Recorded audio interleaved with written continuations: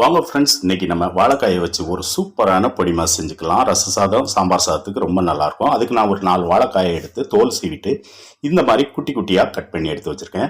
இப்போ ஒரு கடாயில் ஒரு 2 டேபிள் ஸ்பூன் அளவுக்கு எண்ணெய் ஊற்றி அது சூடானதும் 1 ஸ்பூன் கடுகு போட்டு அது பொரிஞ்சு வந்ததும் ஒரு பெரிய வெங்காயத்தை கட் பண்ணி சேர்த்துக்கலாம். கூடவே கொஞ்சம் கருவேப்பிலையை சேர்த்து அந்த வெங்காயம் வதங்கி வர அளவுக்கு வதக்கி விட்டுக்கோங்க. இப்போ நம்ம கட் பண்ணி வச்ச வாழைக்காயை சேர்த்துட்டு தேவையான அளவு உப்பு சேர்த்து ஒரு 2 நிமிஷத்துக்கு அந்த எண்ணெயிலே நல்லா வதக்கி விடுங்க.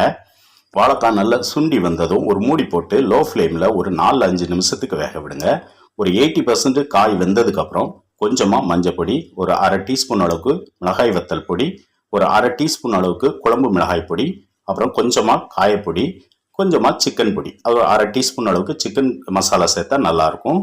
தேவையில்லைன்னா ஸ்கிப் பண்ணிடுங்க. இதை நல்ல ஒரு பரட்டிட்டு திரும்பவும் மூடி போட்டு ஒரு 2 நிமிஷத்துக்கு வேக விடுங்க. அவ்வளோதான். இப்போ ஒரு பரட்டிட்டேன்னா சூப்பரான வாழைக்காய் பொடி மாஸ் ரெடி.